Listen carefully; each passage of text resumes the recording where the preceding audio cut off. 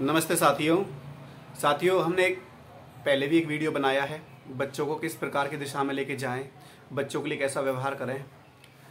देखिए सज्जनों, जब आप कोई फिल्म देखते हो या कोई सीरियल देखते हो या यूट्यूब पर कोई वीडियो देखते हो, उसमें आप वही देखते हो जो वीडियो बनाने वाले प्रोड्यूसर, डायरेक्टर या राइटर जो उसको कहानी को लिखते हैं, जो वो दिखाना चाहते हैं अपनी कलाकारी के द्वारा, आप वही उसमें देखते हो। इसी प्रकार से बच्चे जीवन में वही आचरण करते हैं जो माता पिता और जो जहाँ पे आप बच्चों को भेजते हो, किसी स्कूल में या किसी गुरुकुल में, जो वहाँ के आचार्य करते हैं या उसके जो साथी होते हैं। यानी बच्चा वही सीखता है जो वो देखता है और सुनता है। इसी प्रकार से हमें ऐसा आचरण करना चाहिए, ऐसा व्यवहार करना चाहिए बच्चों के साथ या बच्चों के सामने, जिससे कि जब भी वो कोई जीवन में कोई व्यवहार करें उससे लगे कि इसके माता पिता बहुत ही गुण वाले हैं, इसके माता पिता बहुत ही अच्छे हैं।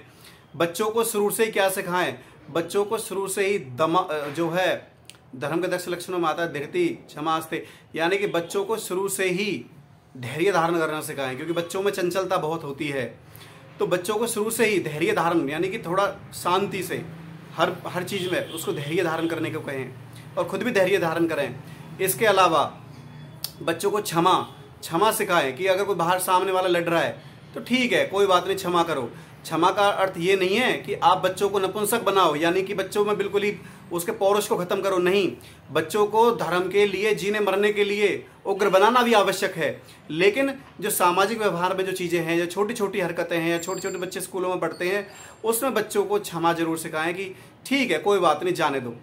इसी प्रकार से, क्योंकि जो है एक श्लोक आता है, विद्या ददाति विनयम और विनयम ददाति पात्रता, यानी कि विद्या यानी कि जो संस्कार आप सिखाते हो, जो विद्या आप प्राप्त कराते हो, विद्या ददाति विनयम, वो विनय देता है, यानी वो विनम्रता देता है। और जब विद्या ददाति विनयम, विनयम ददाति पात्रता, यानी जब उसके अंदर विनम्रता आ जाएगी तो वो पात्र बन जाता है। पात्र, जैसे कि आप अगर कोई खीर आप किसी कटोरे में करना चाहते हो, किसी पात्र में करना चाहते हो, तो आप जब भी कभी कोई पात्र यूज करते हो खाना खाने के लिए, तो आप पहले देख लेते हो वो साफ है कि नहीं है, वो साफ सुथरा है, उसमें कोई गंदगी तो नहीं लगी हुई है, धुला हुआ तो है।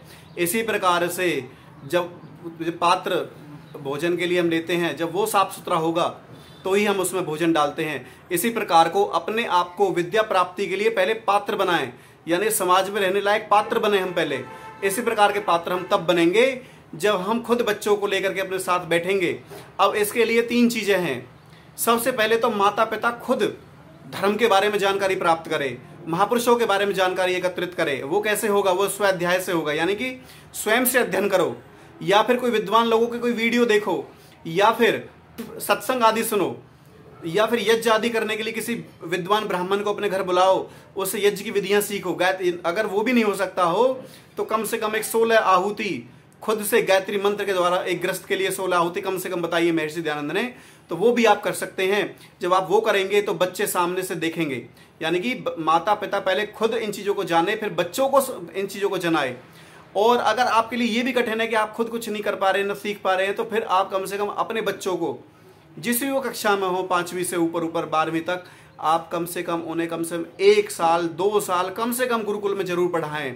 गुरुकुल में पढ़ने से, गुरुकुल की जो परंपरा है, शिक्षा की परंपरा, वो हमारी प्राचीन परंपरा है। उसमें गुरु के सानिध्य में बच्चा रहता है, उसमें सुबह जल्दी उठता है, योगा प्राणायाम करता है, शरीर की शुद्धि होती है, साथ में फिर यज्ञ आदि सीखता है, और फिर वहाँ पे संस्कृति जो हमारी है, संस्कृत की जो भाषा है, संस्कृत के व्याकरण आदि सीखता है, फिर सिलेबस भी सीखता है।